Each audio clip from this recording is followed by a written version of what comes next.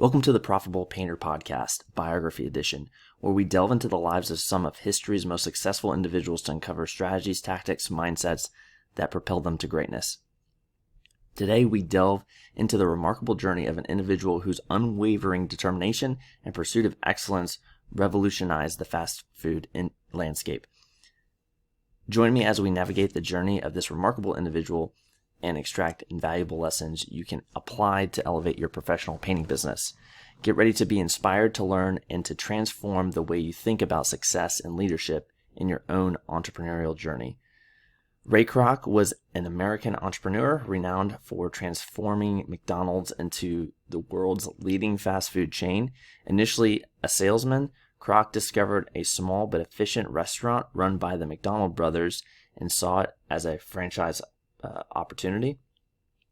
After becoming their franchise agent, he eventually bought the brothers out and revolutionized the fast food industry with his focus on standardization, franchising, and global expansion. Kroc's visionary leadership made McDonald's a symbol of quick service dining worldwide. So I recently read the book Grinding It Out, which is an autobiography by Ray Kroc. So Ray Kroc was born in 1902 in Oak Park, Illinois. As a kid, he was described as someone who daydreamed a lot, but once he got an idea, he acted on it, and he gives an example of when he started his lemonade stand when he was a kid. At age 15, Kroc lied about his age to serve as a Red Cross ambulance driver during World War I, and through that war, he ended up going overseas. And here's a quote from the book. As school ended that spring, the United States entered World War I. I took a job selling coffee beans and novelties door to door. I was confident I could make my way in the world and saw no real reason to return to school. Besides, the war effort was more important. My parents objected strenuously, but I finally talked them into letting me join up as the Red Cross ambulance driver. I had to lie about my age, of course, but even my grandmother could accept that. In my company was another fellow who had lied about his age to get in. He was regarded as a strange duck because whenever we had time off, we went out to the town to chase girls. He stayed in camp drawing pictures. His name was Walt Disney. So that's kind of cool that he actually met Walt Disney while serving during World War I. Now, after the war in the 1920s, Kroc held various jobs, including playing piano in bands, selling paper cups, and working as a real estate agent. And he describes his schedule as basically he started working at 7 o'clock in the morning and all the way until 2 a.m. with like a couple hours off in that period to have dinner. And he described it as he loved to work. It wasn't work to him, it was play. So he loved to work, but he had a lot going on. He was working several different jobs. And this was during the 20s. He was in Florida. He was playing piano at night for basically some gangsters who were, this is during Prohibition, they were selling alcohol illegally, and he was playing piano at like this bar. It ended up getting busted. He went into jail for a short period. It was like for a couple days, but he ended up getting out, and he decided to go back to Chicago, which is where he's originally from. And he decided that he was going to focus on doing one thing. So this is a quote from the book. When I returned to selling paper cups, I vowed that this was going to be my only job. I was going to make my living at it, and to hell with moonlighting of any kind. I intended to devote every ounce of my energy to selling, and that's exactly what I did. So I think the lesson he learned here was to focus on one thing, because before he was doing so many things and his energy was just being zapped. It was pretty exhausting. So that's what he does when he gets back to Chicago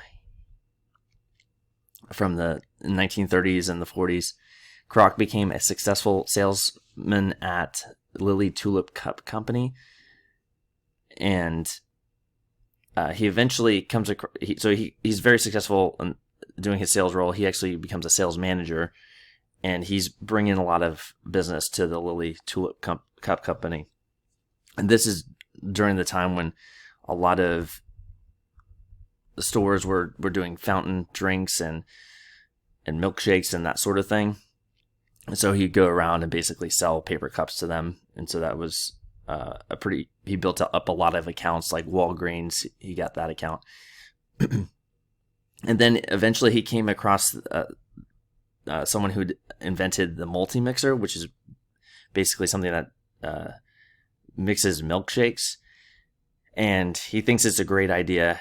And he takes that and he wants to quit his job because he was getting kind of annoyed with working at Lily Cup. He felt like he wasn't appreciated. And he was really inspired by this idea for the milkshake mixing machine. His company actually had the multi-mixer contract because when Kroc initially got the contract, he brought it to his company. He thought it as an opportunity for them to invest in it, and they weren't interested. And so he's like, okay, well, if you're not going to do it, I'm going to do it. But then his company wouldn't give the contract back. They basically ended up being a 60% owner in the business that Kroc started, which was a pretty bad deal because he was actively running the business and doing everything, and his former employer, the Lily Cup company, owned 60% of that. And he ended up telling his wife, who he married his wife back when he was like 18 years old, and he's pretty much a workaholic. And this is a quote from the book. Ethel was incredulous at the idea that I would give up my position and go off on a flyer like this. We had just moved into a fine home. We were extremely comfortable there. Ethel loved it, and she felt threatened by this proposal. You are risking your whole future if you do this, Ray, she said. You are 35 years old, and you're going to start all over again as if you're 20? This multi-mixer seems good now, but what if it turns out that it was just a fad and it fails? You just have to trust my instincts, I said. I am positive this is going to be a winner. So he basically quits his stable job at the paper cup company to sell this multi-mixer. And here's another quote from the book. For me, this was the first phase of grinding it out, building my personal monument to capitalism. I paid tribute in the feudal sense for many years before I was able to rise with McDonald's on the foundation that I lay. Perhaps without that adversity, I might not have been able to persevere later on when my financial burdens were redoubled.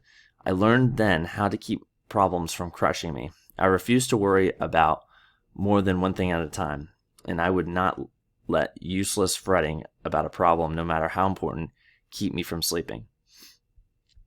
And so basically he has to take out a mortgage on his house to fund his multi-mixer business. He's running the multi-mixer business is very difficult because his former employer has 60%, so he's basically not making much money at all. And around 1954, he hears about this restaurant in San Bernardino, California that uses 8 multi-mixers, which was a lot of multi-mixers in one restaurant. So he's really intrigued, and so he goes out to visit the McDonald brothers, who had this original restaurant in San Bernardino, and he saw a lot of potential for a nationwide chain when he visited it. The operation was very efficient. There was loads of people waiting in line to get hamburgers and fries at this McDonald's restaurant, and he was super impressed, and he thought it would be an amazing thing to have these McDonald's all across the United States. And so here's a quote from the book.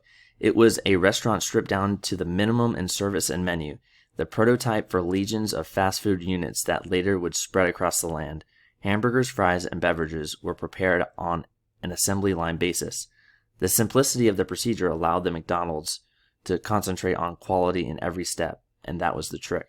Basically, they simplified this process of making hamburgers, fries, and drinks. They provided just those 3 things. Is very simple, but then that allowed them to perfect that process. And so I think this is a good lesson for us. If you can dial in your process for cabinet refinishing or exterior painting or interior painting, whatever it is, really focus on that one service line and and just perfect that process instead of trying to go after many different service lines. Like, you do everything. Like, I'll paint anything, interior, exterior, cabinet refinishing, staining, all these different things. Instead, maybe it might be an approach is to just really simplify your offer and then go in and perfect it to make, customers super impressed and delighted with the service that you're offering. So he ends up, talking to the McDonald's brothers, seeing how he could franchise this business with them. And so here's a quote from the book. "I would have rights to franchise copies of their operation everywhere else in the United States. The buildings would have to be exactly like the new one their architect had drawn up with the golden arches. The name McDonald's would be on all of them, of course, and I was 100% in favor of that. I had a feeling that it would be one of those promotable names that would catch the public fancy. I was for the contractual clauses that obligated me to follow their plans down to the last detail, too, even to signs and menus. But I should have been cautious there. The agreement was that I could not deviate from their plans in my units unless the changes were spelled out in writing, signed by both brothers, and sent to me by registered mail. This seemingly innocuous requirement created massive problems for me. There's an old saying that a man who represents himself has a fool for a lawyer, and it certainly applied in this instance. I was just carried away by the thought of McDonald's drive-ins proliferating like rabbits with 8 multi-mixers in each one." So at this point, when he does this initial agreement with the McDonald's brothers, he's still kind of thinking about the multi-mixer business that he has and the fact that it's going to have a lot of multi-mixers. So he doesn't quite have the vision that his money's going to be made just with McDonald's. So the terms of the contract aren't super favorable to him. He just described there that they would have to, any changes in the units that he does everywhere else in the United States, he'd have to get written permission from the McDonald's brothers, and they're signed it and send it via registered mail, which obviously is an issue. But he's also only getting 1.4% of revenue from the franchises that he's opening up across the United States, which is not that much. So it's not a very good deal. So here's another quote. "Ethel was incensed by the whole thing. We had no obligations that would be jeopardized by it. Our daughter, Marilyn, was married and no longer depended on us, but that didn't matter to Ethel. She just didn't want to hear about the McDonald's or my plans. I had done it again, and once too often, as far as she was concerned. The quarrels we'd had when I took over Prince Castle, and then when I extended the mortgage on our house to buy out John Clark, were mere preludes to this one. This was a veritable Wagnerian opera of strife. It closed the door between us. She dutifully attended McDonald's gatherings in later years and was well liked by operators' wives and by women on the staff, but there was nothing more between us. Our 35 years of holy matrimony endured another 5 in unholy acrimony." So basically, McDonald's kills his marriage, and by the next year, Ray Kroc opens up his first McDonald's franchise under his management in Illinois. And so this marks the beginning of the McDonald's Corporation. Here's a quote from the book. "It was a messy way to start, being in default on the first unit, but there was no choice. I went ahead with the building, telling myself that when I got breathing space, I would fly out to see the McDonald's and get all the contractual wrinkles ironed out at once. That would have worked had the McDonald's been reasonable men. Instead, they were obtuse. They were utterly indifferent to the fact that I was putting every cent that I had and all that I could borrow into this project. When we sat down with our lawyers in attendance, the brothers acknowledged the problems but refused to write a single letter that would permit me to make changes." So he needed control to make these changes in the different franchises he was building, because there's just slight differences, but he wasn't getting the written permission that he required by contract. So this was definitely an issue, and the McDonald's brothers weren't really working with him on that. Here's another quote from the book.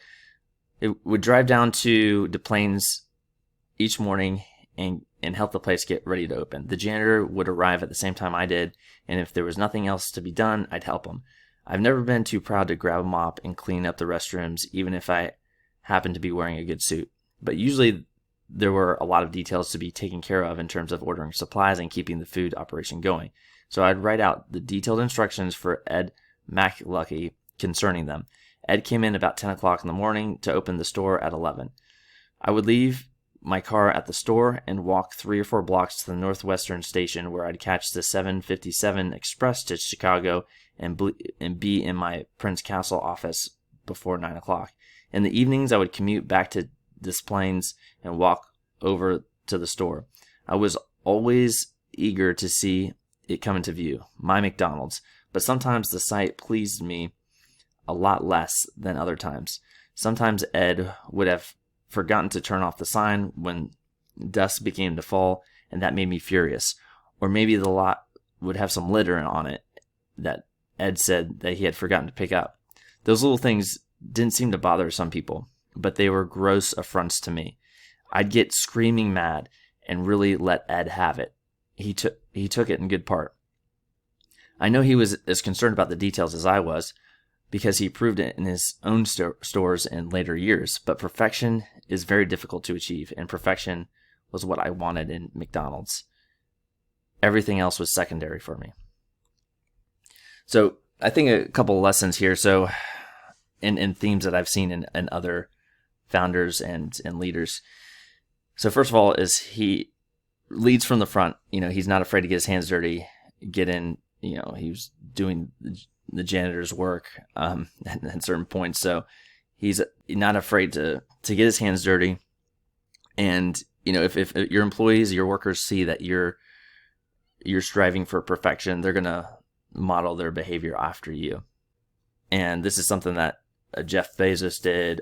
Alexander the Great, even, he led his troops from the front, which was not necessarily common. He wouldn't be in the back just doing the strategy. He would be actually leading, a contingent of his force. And then at this point, he's actually still has a multi-mixture business that he's doing, and he has that one McDonald's store, so that's why he's traveling back and forth. But eventually, he's going to figure out a way to make some real money with the McDonald's franchises, and he ends up hiring someone, this guy named Harry.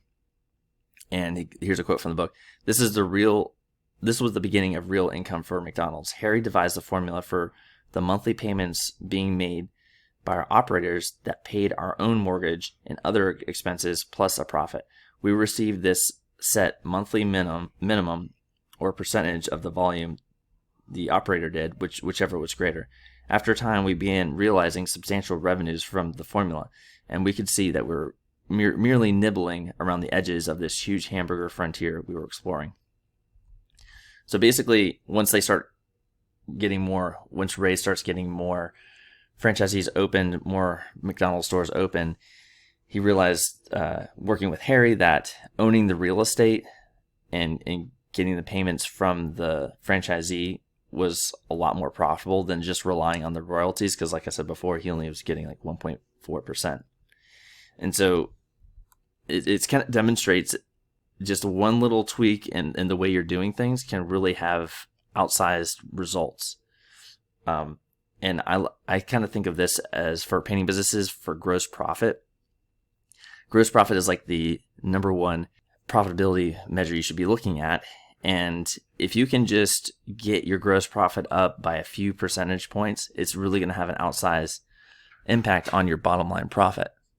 So that is something that you could really hone in on. Take a look at changing your process for how you produce the work to get a little bit bigger of a gross profit margin, or change your pricing structure, or both, to get a higher gross profit. And that's going to greatly change how much profit you're getting, because gross profit is just a huge lever for overall profitability. So a few years go past, he's opening up multiple locations throughout the United States, and eventually he's trying to figure out, okay, I need to get out of this contract with the McDonald's brothers because it's just not working.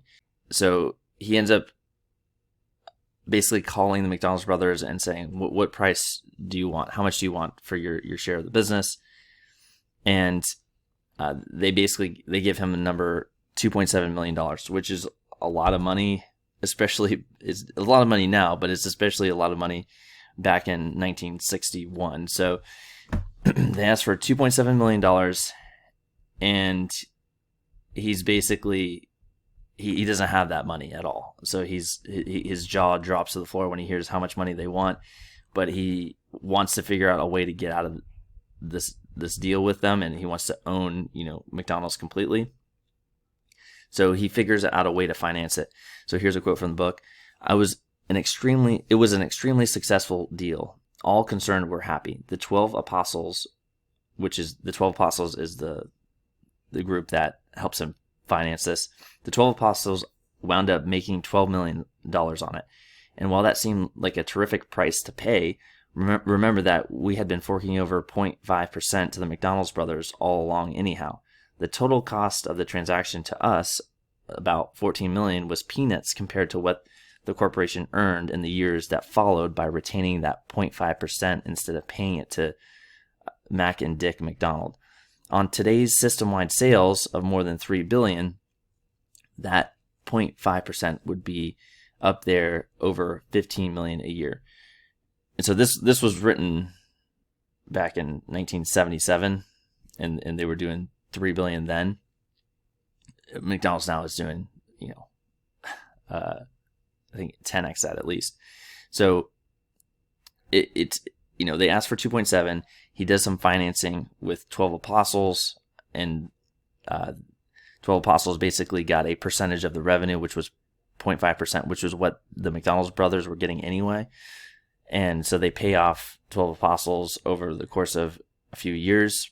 It ends up costing Ray $14 million to buy out the McDonald's brothers. But as he says, getting them out saved him a whole bunch of money, because otherwise he would have had to have paid the McDonald's brothers like $15 million a year by 1977. So from the 1960s and 1970s, McDonald's expanded rapidly across the United States and then internationally.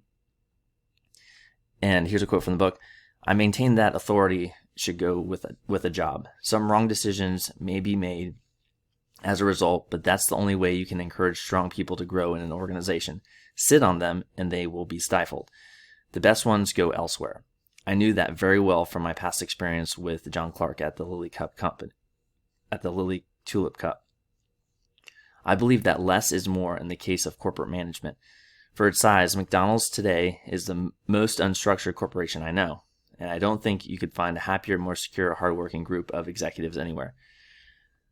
So basically, he has a structure where he has a team that has a lot of authority. The franchisees, they have to run their own stores, and he tries to incentivize them and give them guidelines and a system, but he lets them kind of take the reins and go with it. He doesn't have a lot of rules. He has a more decentralized structure. Here's another quote that stuck out to me is, he says, I believe that if you think small, you stay small. And that's just a common thing that we keep seeing over and over again from Alexander the Great, Jeff Bezos, Napoleon. You have to have a big vision. If you put limits on your thinking, you're not going to do big things. And here's another quote from the book. The key element in these individual success stories and of McDonald's itself is not knack or education, it's determination. This is expressed very well in my favorite homily. Press on. Nothing in the world can take the place of persistence. Talent will not. Nothing is more common than the unsuccessful men with talent. Genius will not. Unrewarded genius is almost a proverb. Education will not. The world is full of educated derelicts. Persistence and determination alone are omnipotent. Coming from Ray Kroc himself, determination is the key. And he definitely had determination throughout his life, as we just went through. So I definitely recommend you pick up the book, Grinding It Out by Ray Kroc. It was definitely a good read. I think some of the lessons that we can take from him is determination, not giving up, creative thinking, setting up these systems and figuring out the best way to win in situations where it did not look good for him. Plus, he saw the the value in stripping down processes and perfecting them. And then that allowed him to really scale his business and repeat it over and over again. And with that, I'll see you next week.